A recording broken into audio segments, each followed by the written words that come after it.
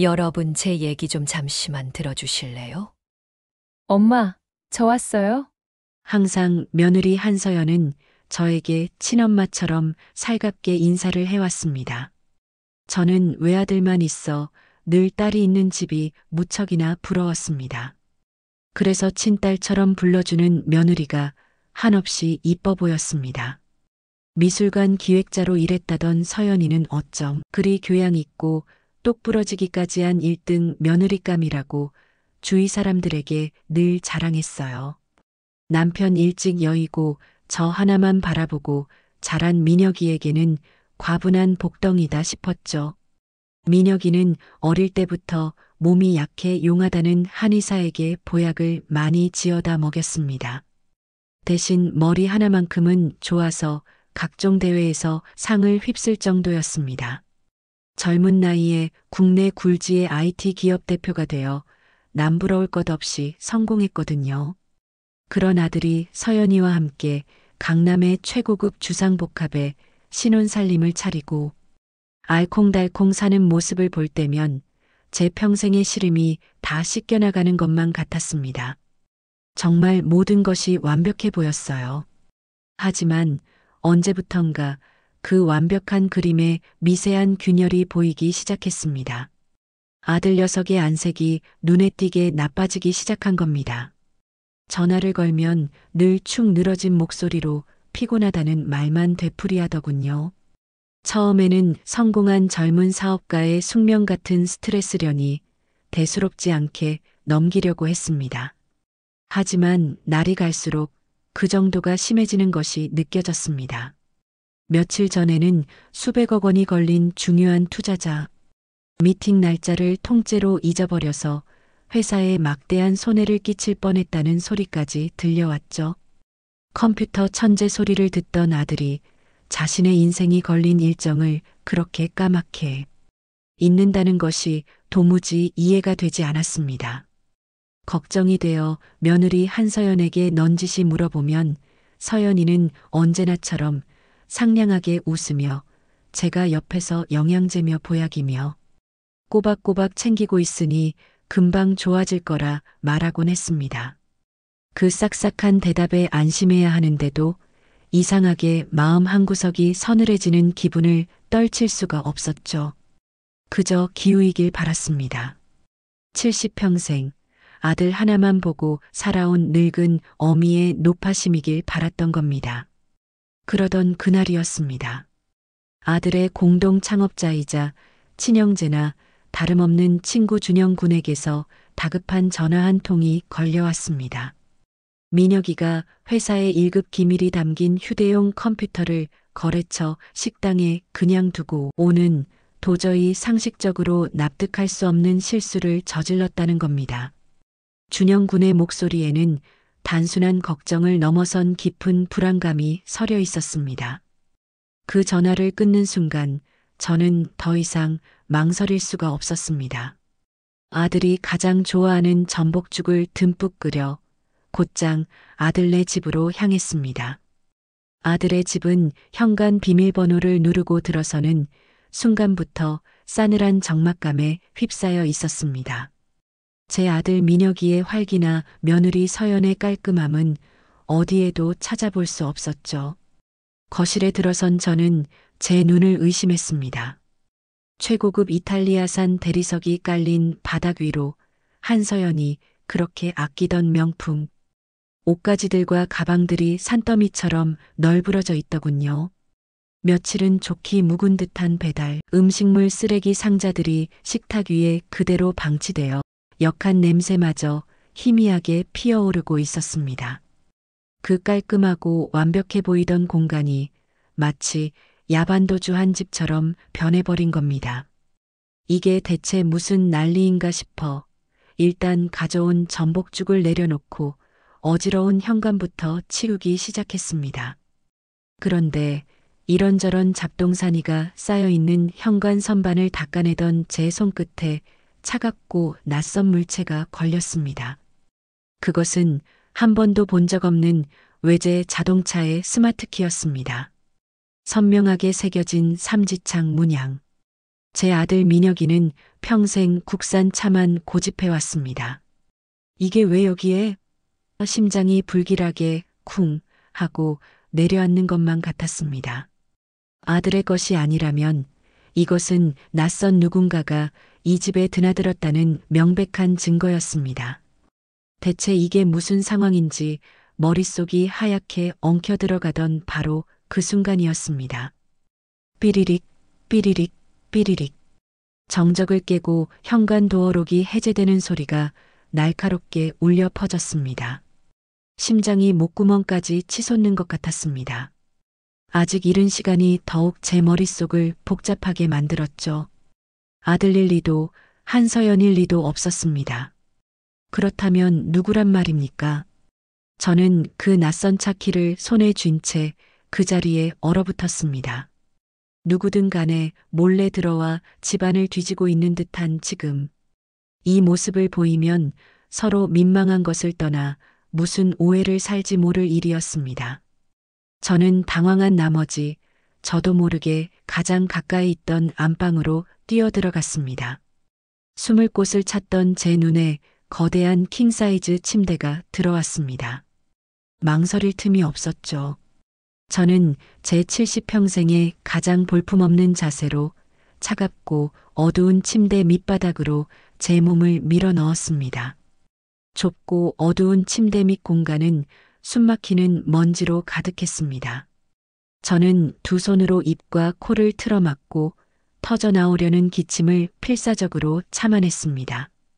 제 등 바로 위에서 제 아들의 침대가 삐걱거리는 불길한 소리가 들려왔죠. 두 사람의 발소리가 안방으로 들어선 것이었습니다.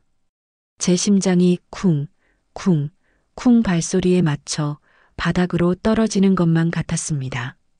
가장 먼저 들려온 한서연의 목소리는 그 상냥하던 평소의 모습은 온데간데 없이 차갑고 교활한 낯선 여자의 것이었습니다. 아침에 내가 타준 약 먹고 지금쯤 아마 회사에서 해롱되고 있을 거야. 아마 보고서에 서명하는 것조차 잊고 있을걸. 저는 제 귀를 의심했습니다. 약이라니요. 내 아들에게 약을 먹였다니. 그 순간 최근 아들이 보이던 모든 비정상적인 행동들, 그 멍한 눈빛과 잦은 실수들이 하나로 꿰어 맞춰졌습니다. 느물거리는 낯선 남자의 목소리가 맞장구를 쳤습니다. 역시 한서연이야. 일처리 하나는 똑부러지게 한다니까. 빨리 이름 석자 쓰는 법도 잊어버리게 만들어야 한다고 말입니다. 그래야 모든 재산을 한서연의 이름으로 돌리는 것이 쉬워질 거라면서요. 재산이라니요. 처음부터 제 아들의 돈을 저 성공한 회사를 노리고 접근했다는 말처럼 들렸습니다. 저는 차갑고 먼지 쌓인 침대 밑바닥에 납작 엎드린 채 숨조차 제대로 쉴 수 없었습니다. 제 손에 땀으로 축축하게 젖어든 그 낯선 차 키가 바로 저 남자의 것이라는 사실을 직감할 수 있었죠. 제 아들의 침대, 제가 그토록 애지중지 키운 아들의 신성한 공간에서 두 사람이 아무렇지 않게 웃고 있었습니다.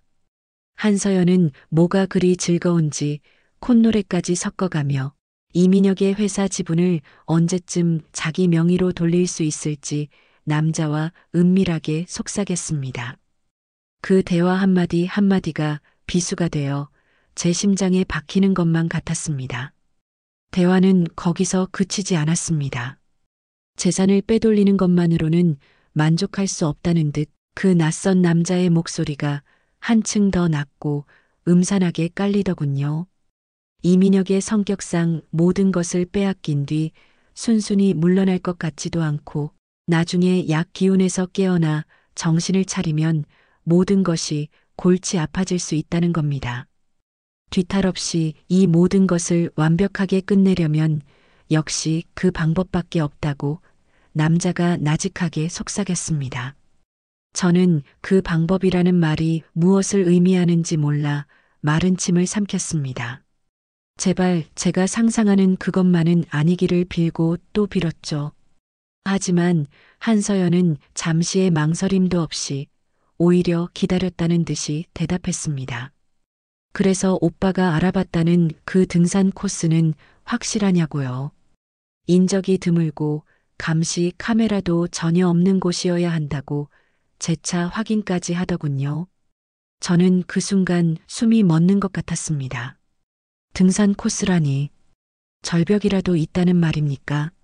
남자는 자신이 누군데 그런 것도 확인 안 했겠냐며 거기 절벽이 아주 예술이라는 끔찍한 소리를 했습니다. 이번 주말에 날씨도 좋다는데 기분 전환 삼아 등산을 가자고 이민혁을 꼬드겨서 데리고 나오라고 말입니다.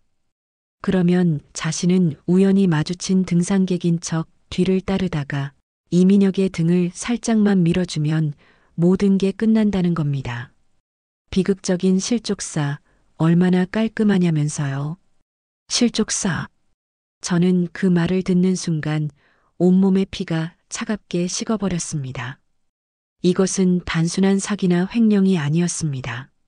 제 하나뿐인 아들, 제 목숨과도 같은 아들을 향한 치밀하고 잔혹한 살인 계획이었습니다. 남자는 확인 사살이라도 하듯 보험금은 어떻게 되어 가냐고 물었습니다. 한서연의 목소리는 이제 꿈에 부푼 소녀처럼 들떠 있었습니다. 물론이라면서 이민혁 앞으로 들어놓은 생명보험금만 합쳐도 50억 원이 넘는다고 했습니다. 그것만 받으면 우리 둘이 아무도 모르는 곳으로 떠나 평생 발 뻗고 먹고 살 수 있다고요. 저는 침대 밑 어둠 속에서 부들부들 떨리는 몸을 주체할 수가 없었습니다. 그때였습니다. 제 주머니 속 차갑게 식어있던 스마트폰의 존재가 번뜩 떠올랐습니다. 증거, 이 악마들의 목소리를 담은 증거를 남겨야만 했습니다. 저는 떨리는 손을 아주 천천히 소리가 나지 않게 주머니 안으로 밀어 넣었습니다. 손끝이 어찌나 떨리던지 화면 잠금을 푸는 것조차 지옥처럼 느껴졌습니다. 이러다 소리라도 나면 화면에 불빛이라도 새어나가면 저는 필사적으로 더듬더듬 손가락을 움직여 평소 아들이 가르쳐 주었던 녹음 앱 아이콘을 찾아 눌렀습니다. 제 스마트폰 화면에 붉은색 녹음 버튼이 켜지는 것을 확인하는 바로 그 순간 저는 터져 나오려는 숨을 꿀꺽 삼켰습니다. 두 악마의 대화는 제 스마트폰 안으로 고스란히 빨려 들어가기 시작했습니다. 그들의 목소리가 한마디 한마디 녹음될 때마다 제 아들 이민혁을 살릴 수 있는 결정적인 증거가 쌓이고 있다는 생각에 안도하면서도 동시에 그 끔찍한 계획의 전말에 온몸의 피가 마르는 듯 했습니다. 한서연은 이번 주 토요일 날씨가 아주 좋을 것이라며 그날이 모든 것을 실행에 옮길 완벽한 날이라고 재차 강조하더군요. 낯선 남자, 그 강태호라는 자는 필요한 모든 준비물은 자신이 다 챙겨갈 테니 한서연은 그저 이민혁만 자연스럽게 산으로 데리고 나오면 된다고 말했죠. 그들은 뭐가 그리 즐거운지, 뭐가 그리 기대되는지 서로의 지긋지긋한 고생도 이제 끝이라는 둥, 모나코에 가서 가장 먼저 무엇을 할 것인지를 속닥거리는 소리가 제 귓가를 역겹게 맴돌았습니다. 저는 저것들이 더 이상 인간이 아니라고 제 아들의 목숨을 담보로 자신들의 더러운 탐욕을 채우려는 악마 그 자체라고 생각했습니다. 침대 위에서 벌어지는 역겨운 시시덕거림이 지옥처럼 길게 이어졌습니다. 시간은 마치 영원처럼 더디게 흘러갔죠. 제 등 바로 위에서 침대가 마지막으로 삐걱거리는 소리가 들리고 두 사람의 발소리가 드디어 안방을 나서는 것이 느껴졌습니다. 저는 현관문이 닫히고 도어록이 잠기는 삐리릭 소리가 들릴 때까지 숨죽인 짐승처럼 꼼짝도 하지 않았습니다.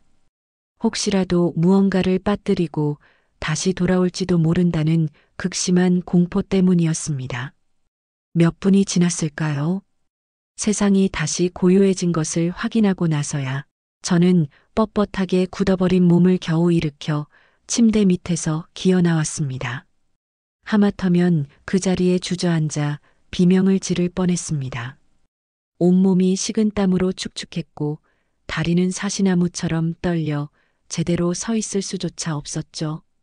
방금 전까지 제가 겪었던 일들이 현실이라는 것이 도무지 믿기지가 않았습니다. 하지만 제 손에 들린 스마트폰, 그 안에 생생하게 담긴 녹음 파일이 이 모든 것이 지독한 현실임을 증명하고 있었습니다. 저는 비틀거리며 일어나 제가 정성껏 끓여왔던 전복죽 따위는 생각할 겨를도 없이 그 지옥 같은 집을 도망치듯 빠져나왔습니다.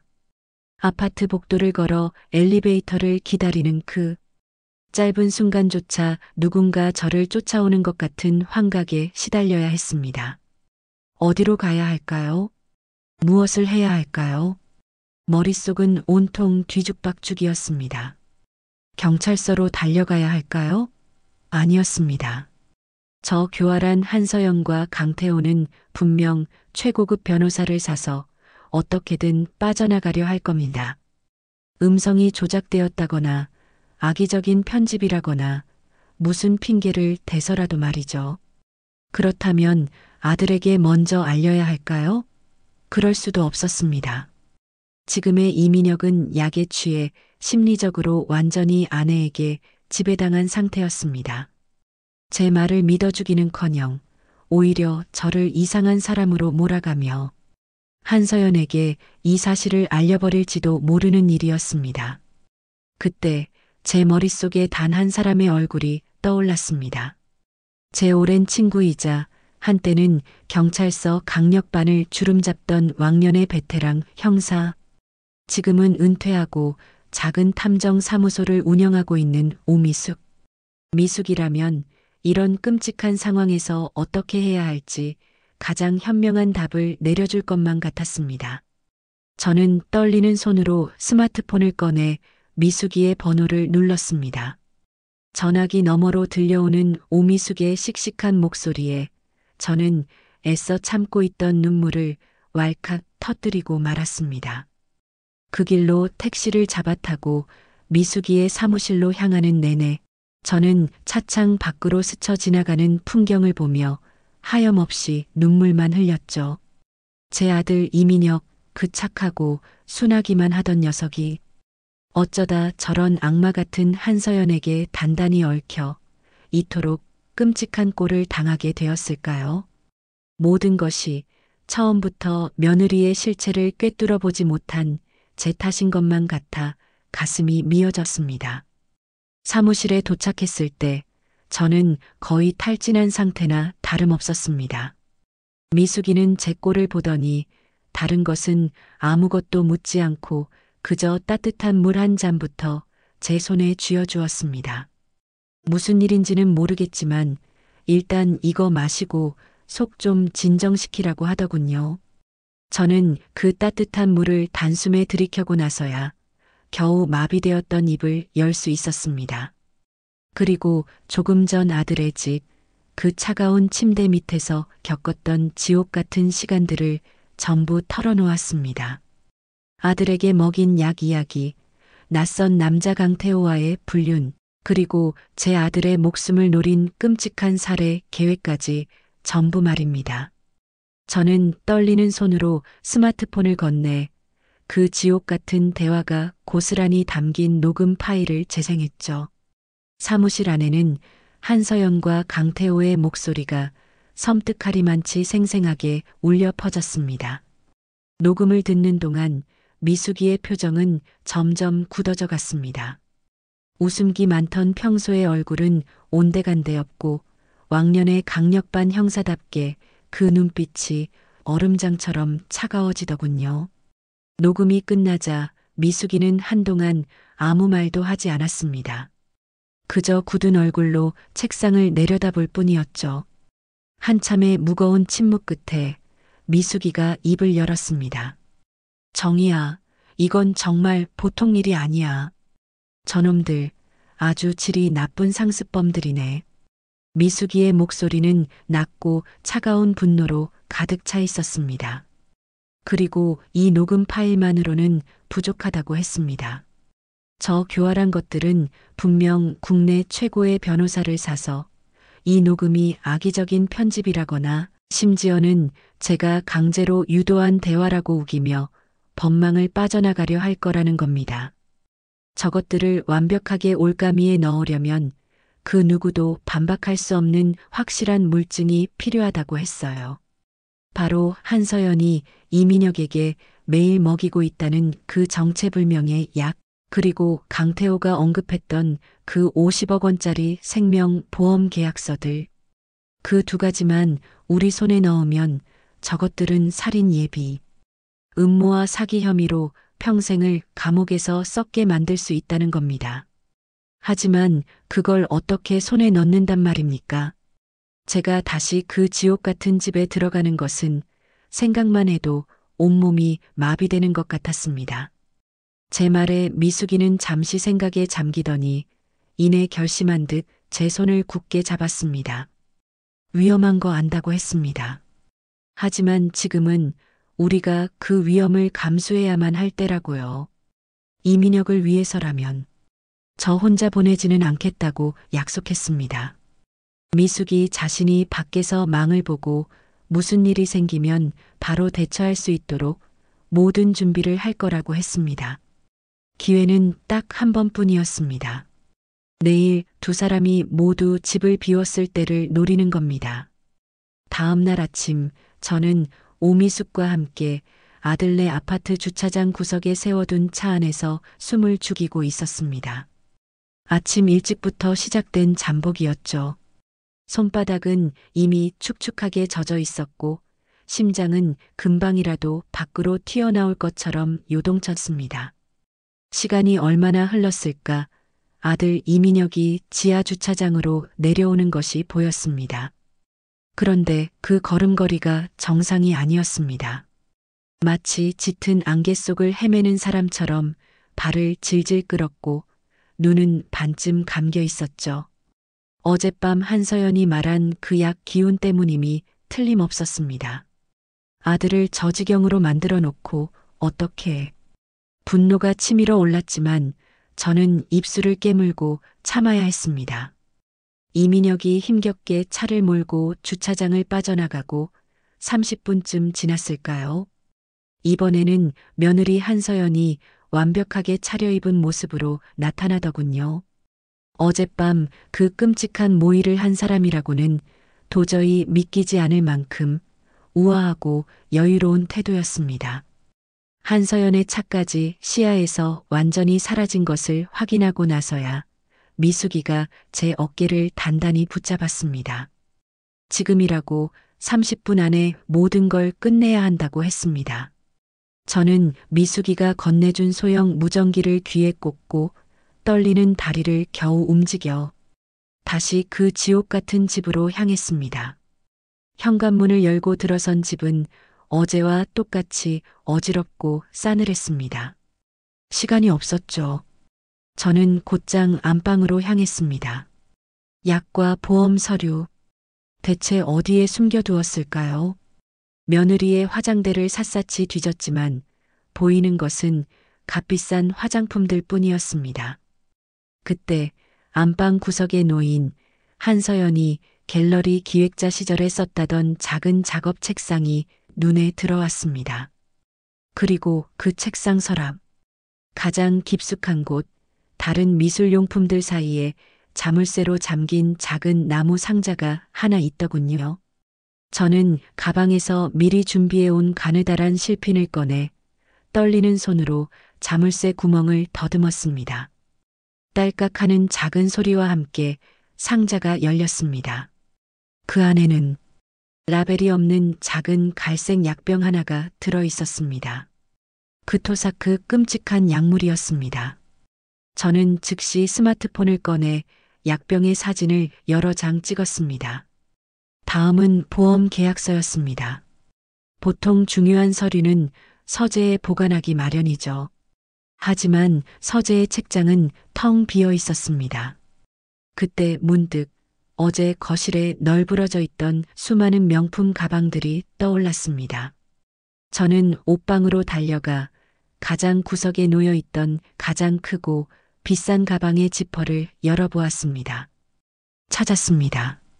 가방 깊숙한 곳에 두꺼운 서류 파일이 들어 있었습니다. 파일을 열어보니 아니나 다를까 전부 이민영 명의로 된 생명보험 계약서들이었습니다. 50억 원. 그리고 모든 계약서의 수익자 란에는 한서연이라는 이름이 선명하게 적혀 있었습니다. 저는 분노로 떨리는 손을 애써 진정시키며 계약서의 첫 장부터 마지막 장까지 단 한 장도 빠짐없이 사진으로 찍었습니다. 모든 증거를 원래 있던 자리에 그대로 돌려놓고 가방에 지퍼를 올리고 나무 상자의 자물쇠를 다시 잠그는 그 모든 과정이 마치 영원처럼 길게 느껴졌습니다. 제 손가락은 제 의지와는 상관없이 미세하게 떨리고 있었죠. 모든 것을 제자리에 돌려놓고 방을 나서려던 바로 그 순간 귀에 꽂힌 무전기에서 오미숙의 다급한 목소리가 터져 나왔습니다. 시간이 다 되었다고, 이제 그만 나와야 한다고요. 저는 서둘러 집을 빠져나와 아파트를 벗어났습니다. 미숙이의 차에 올라타자마자 온몸에 힘이 쭉 빠지면서 긴장이 한꺼번에 몰려왔습니다. 미숙이는 그런 제 등을 말없이 토닥여 주었죠. 정말 고생했다고, 정말 대단하다고. 저는 아무 말 없이 창밖만 바라봤습니다. 이제 증거는 충분히 모였습니다. 남은 것은 저 악마들이 스스로 파놓은 그 지독한 함정에 빠지도록 만드는 것뿐이었습니다. 그날 오후 미숙이는 자신의 사무실에서 쉴 새 없이 전화를 돌렸습니다. 약병 사진은 평소 알고 지내던 국립과학수사연구원 출신의 분석 전문가에게 곧장 보내졌습니다. 최대한 빠르고 가장 정확하게 성분을 분석해달라는 신신당부와 함께였죠. 그리고 제가 침대 밑에서 주웠던 그 삼지창 문양의 차키와 강태호라는 이름을 토대로 미숙이는 자신의 모든 정보망을 가동하기 시작했습니다. 결과는 생각보다 훨씬 끔찍했습니다. 며칠 뒤 미숙이의 사무실에서 분석 결과를 전해 들은 저는 그 자리에 쓰러질 뻔했습니다. 한서연이 이민혁에게 먹인 약은 시중에서 구할 수 있는 단순한 수면제나 안정제가 아니었습니다. 전문적인 지식이 없으면 다루기조차 힘든 사람의 인지 능력을 서서히 그리고 영구적으로 저하시키는 성분이 포함된 특수 약물이었습니다. 장기간 복용하면 기억력 감퇴는 물론이고 판단력이 흐려져 타인의 말에 쉽게 좌우되는 소위 말하는 바보로 만들어버릴 수도 있다는 분석 결과에 저는 아찔해 정신을 잃을 뻔했죠. 이건 사람이 할 짓이 아니었습니다. 제 아들은 자신도 모르는 사이에 아내라 믿었던 악마의 손에 의해 매일같이 독이 든 물을 받아 마시고 있었던 겁니다. 어쩐지 요즘 들어 아들의 눈빛이 늘 풀려 있고 말 한마디를 해도 예전처럼 또렷하지 않았던 이유가 바로 이것 때문이었습니다. 그리고 강태호라는 그 남자에 대한 자료는 더 기가 막혔습니다. 화려한 언변과 서글서글한 인상으로 부유한 여성들에게 의도적으로 접근한 뒤 사업 투자 등을 빌미로 거액의 돈을 뜯어내는 것을 반복해 온 전문 사기꾼이었죠. 하지만 그의 범죄는 거기서 그치지 않았습니다. 자료의 맨 마지막 장에는 3년 전 강태호와 사실혼 관계에 있던 한 재력가 여성이 있었습니다. 그녀 명의로 수십억 원대의 생명보험이 가입되어 있었는데 어느 날 갑자기 요트 사고로 바다에 빠져 실족사했다는 내용이었습니다.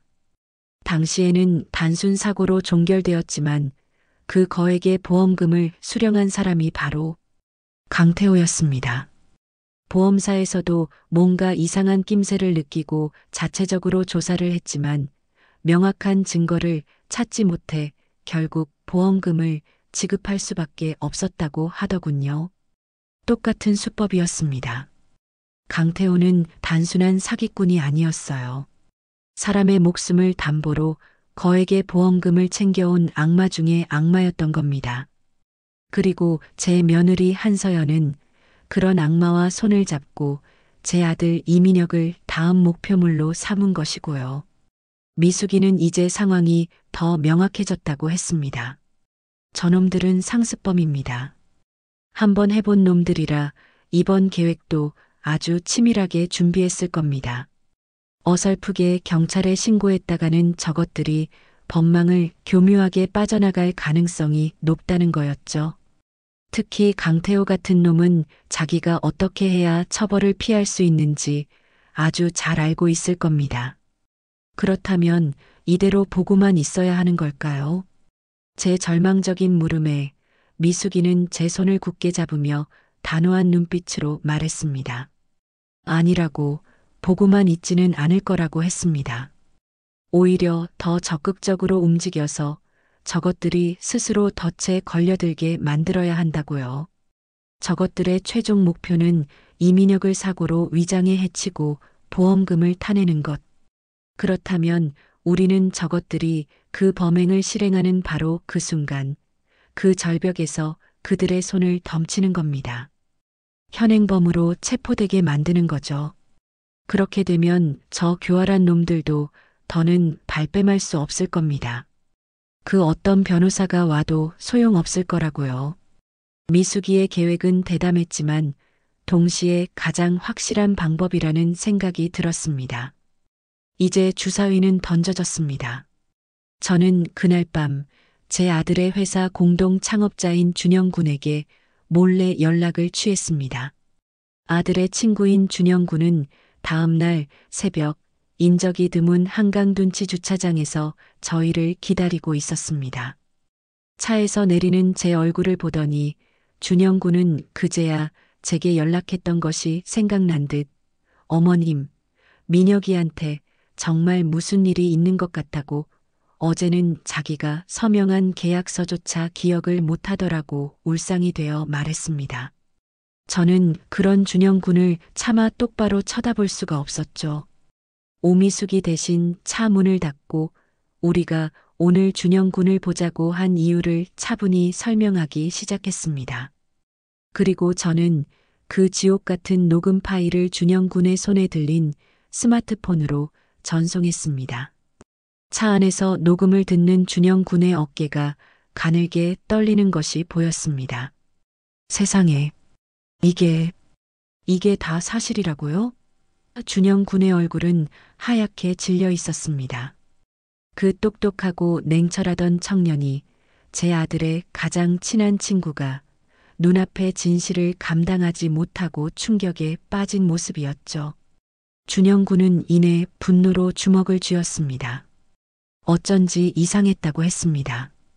최근 이민혁이 회사의 모든 반대를 무릅쓰고 정체불명의 신생에너지 기업에 거액의 투자를 밀어붙였다고 하더군요. 자신이 아무리 말려도 이민혁은 그저 멍한 눈으로 서연이가 괜찮다고 했어. 서연이가 다 알아서 할 거야. 라는 말만 앵무새처럼 되풀이했다고 합니다. 저는 그 신생에너지 기업이라는 말에 불길한 예감이 스쳤습니다.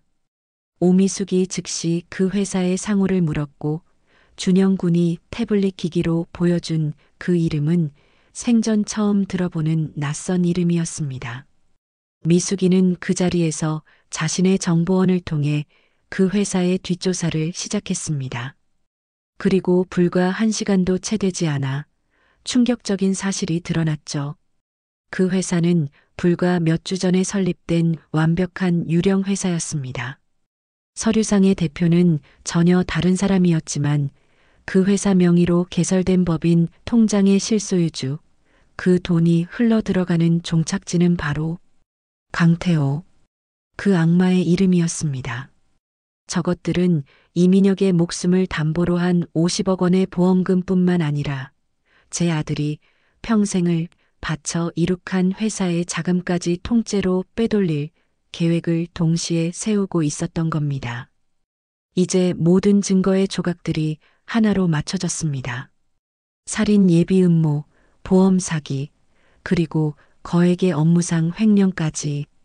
오미숙은 이제 저것들을 묶을 밧줄은 더없이 튼튼해졌다고 했습니다. 남은 것은 단 하나. 그들이 범행을 저지를 토요일 그 절벽에서 두 악마를 현행범으로 체포하는 것. 그러기 위해서는 우리는 그날 이민혁의 모든 동선을, 아니 1분 1초를 손바닥 보듯 들여다보고 있어야만 했습니다. 저는 그날 이후 제 아들 이민혁을 지키기 위한 마지막 덫을 놓기 시작했습니다. 오미숙은 어떻게 구했는지 손톱보다도 작은 초소형 위치 추적기 2개를 제게 건네주었습니다. 하나는 아들의 차에, 하나는 아들이 늘 들고 다니는 서류 가방에 부착해야만 했습니다. 문제는 어떻게 그 지옥 같은 집에 다시 들어가 며느리 한서연의 눈을 피하느냐였습니다. 고민 끝에 저는 백화점에서 이민혁이 평소 눈여겨보던 최고급 서류 가방을 하나 샀습니다. 그리고는 아무렇지 않게 마치 선물을 주기 위해 들른 평범한 시어머니처럼 아들네 집을 다시 찾아갔죠. 한서연은 뜻밖의 제 방문에 잠시 당황하는 듯 했지만 값비싼 가방을 보더니 이내 가식적인 미소를 되찾았습니다.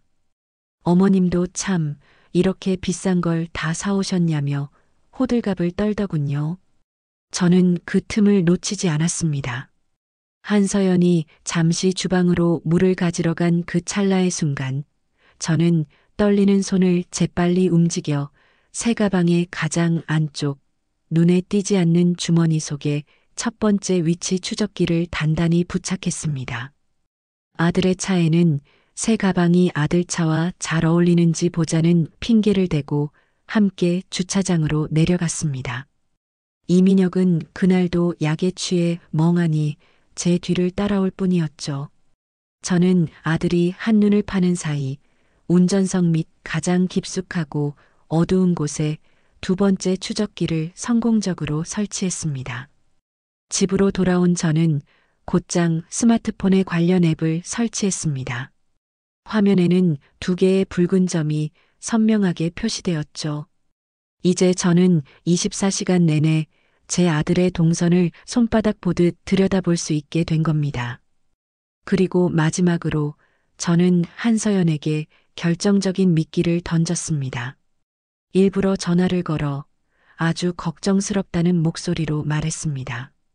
서연아, 아무래도 민혁이 상태가 너무 안 좋다. 내가 잘 아는 서울대학병원 신경과에 예약을 다 해놨다.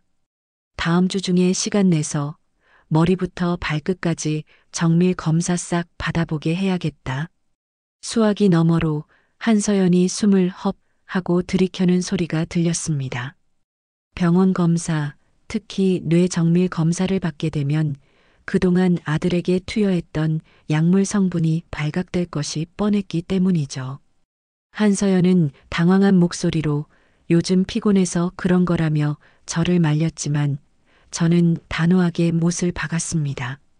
제 확고한 태도에 저 악마들은 확실하게 미끼를 물었습니다.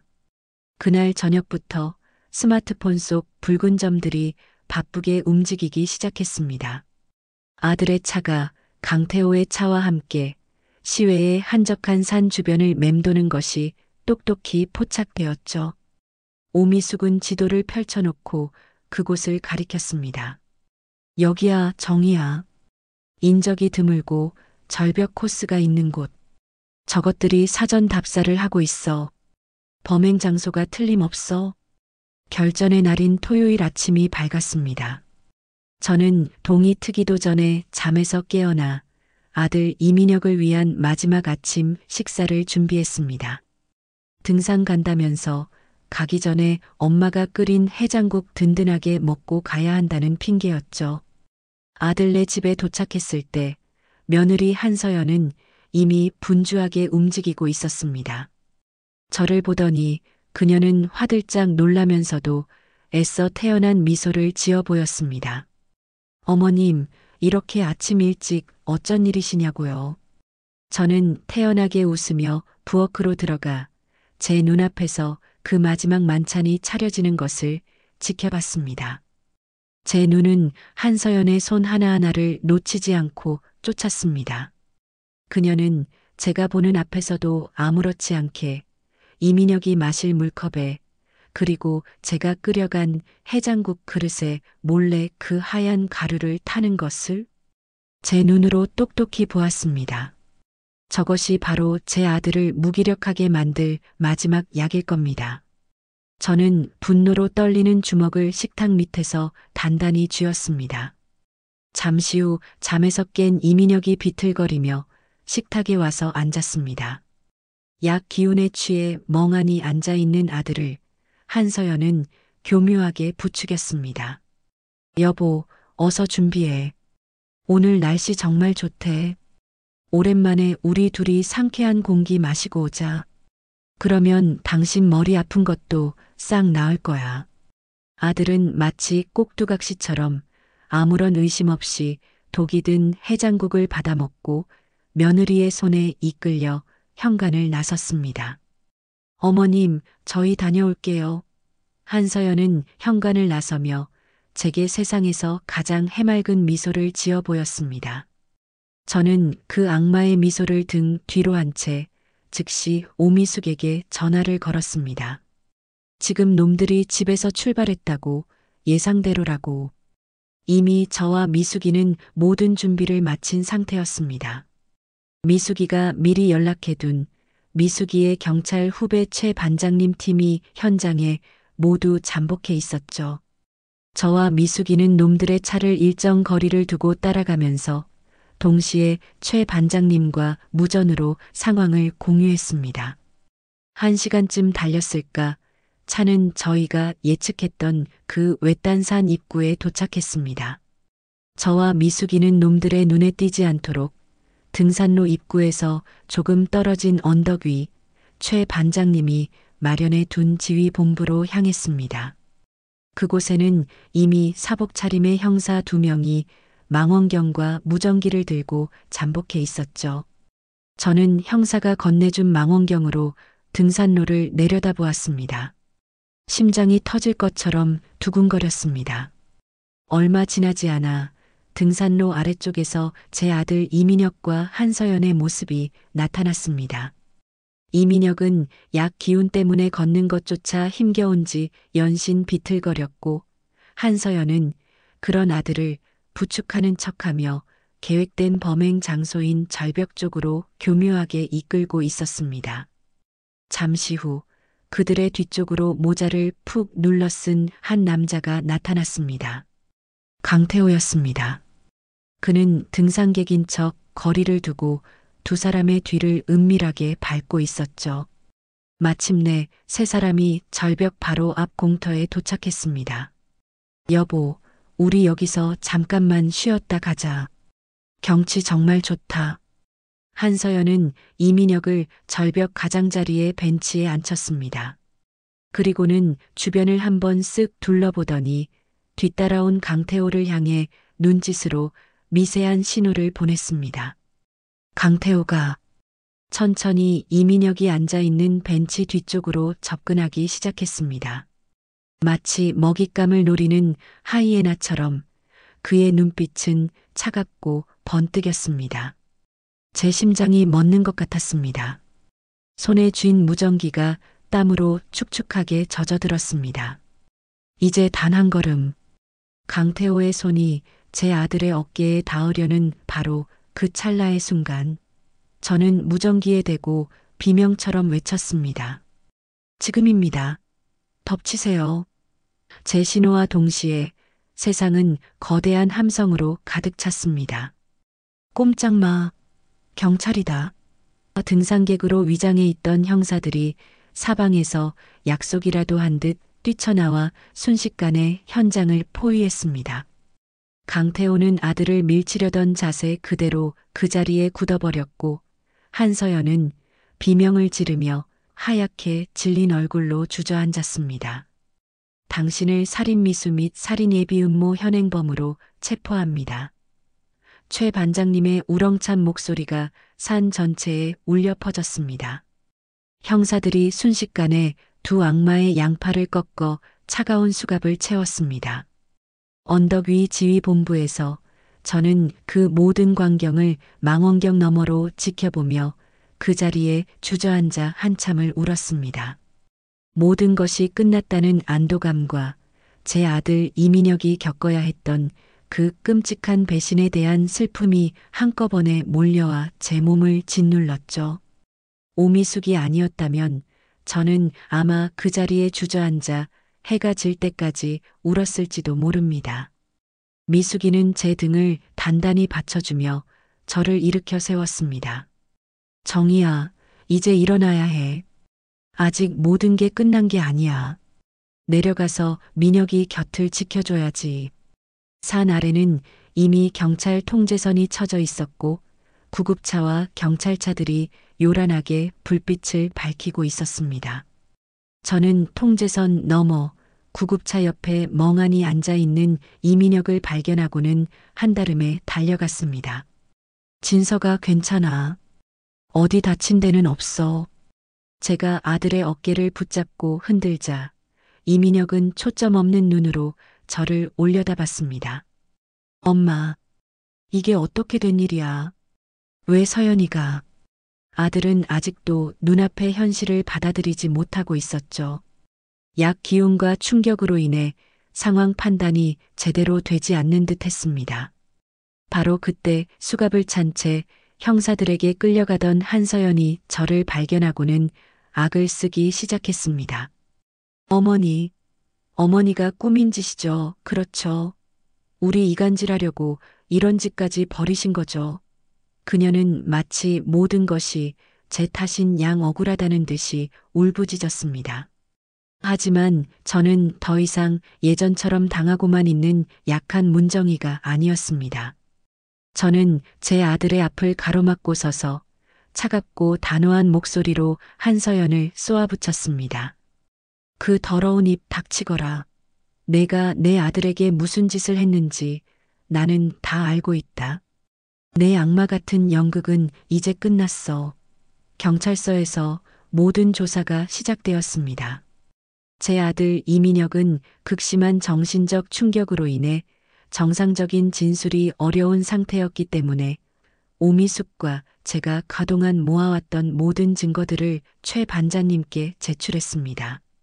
그리고 이민혁이 조금 안정을 되찾았을 때 저희는 그 지옥 같은 녹음 파일과 약물 성분 분석표, 50억 원짜리 생명보험 계약서들, 그리고 강태호의 유령 회사로 흘러들어간 횡령 자료들까지 모든 진실을 아들의 눈앞에 꺼내놓았습니다.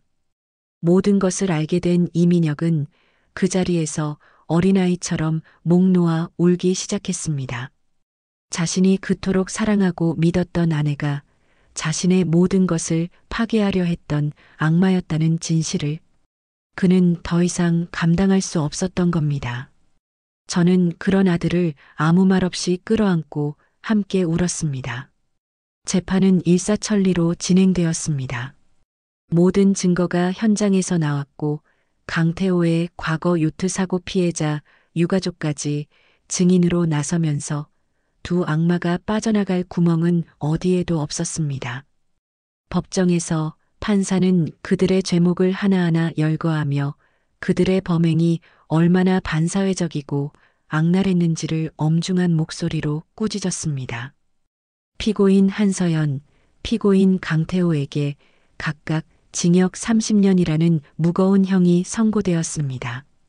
그날 이후 제 아들은 아주 긴 시간 동안 힘들어했습니다.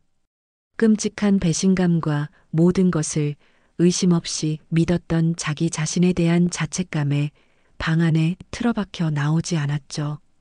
저는 그런 아들을 억지로 끌어내기보다는 그저 묵묵히 기다려 주었습니다. 매일 아침 저녁으로 아들이 좋아하는 음식을 만들어 방문 앞에 놓아주었죠. 시간이 흘러 이민혁은 조금씩 기운을 차렸습니다. 아들은 자신에게 씻을 수 없는 상처를 준 그 회사를 과감하게 정리했습니다. 그리고는 오랫동안 자신의 꿈이었던 작은 코딩 교실을 차리는 일에 도전하기 시작했습니다. 예전처럼 돈을 많이 벌지는 못했지만 아들의 얼굴에는 그 어느 때보다 더 큰 행복과 만족감이 어려 있었어요. 어느 화창한 주말 오후 저는 아들이 운영하는 작은 교실을 찾아갔습니다. 공방 안에는 아이들의 웃음소리와 키보드 소리가 기분 좋게 울려 퍼지고 있었죠. 아들은 작업복 차림으로 땀을 뻘뻘 흘리며 어린아이들에게 무언가를 열심히 가르치고 있었습니다. 그 모습을 보니 제 마음이 얼마나 뿌듯하고 대견했는지 모릅니다. 아들은 이제 더 이상 과거의 아픔에 얽매여 있지 않았습니다. 자신의 상처를 더 큰 사랑으로 승화시킬 줄 아는 그런 멋진 사람으로 다시 태어난 겁니다. 그날 저녁 우리는 오랜만에 함께 저녁을 먹었습니다. 아들이 고기를 구우며 툭 던지듯 말하더군요. 엄마 고마워. 다시 태어나게 해줘서. 저는 그 말에 가슴이 뭉클해져 아무 대답도 하지 못하고 그저 아들의 얼굴만 바라봤습니다. 지옥 같았던 시간을 지나 우리는 비로소 완전한 평온을 되찾았습니다. 상처의 흔적은 영원히 남겠지만 그 상처 위에 더 단단한 새살이 돋아나고 있었습니다. 제 옆에서 환하게 웃고 있는 아들을 보니 이 세상 그 무엇도 더 부러울 것이 없습니다.